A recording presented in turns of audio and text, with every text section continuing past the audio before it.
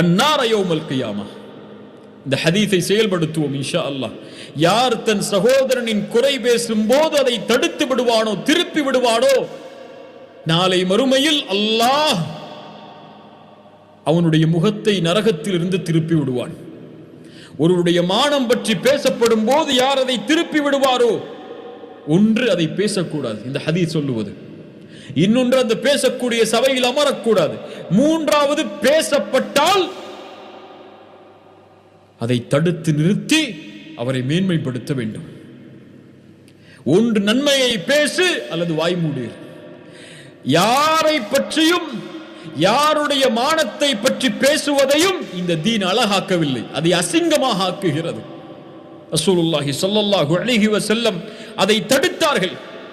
யாரை சிறுமைப்படுத்தும் போதும் அல்லாஹ்வுடைய தூதர் அதை அனுமதிக்காமல் அவரை மேன்மைப்படுத்தினார்கள்.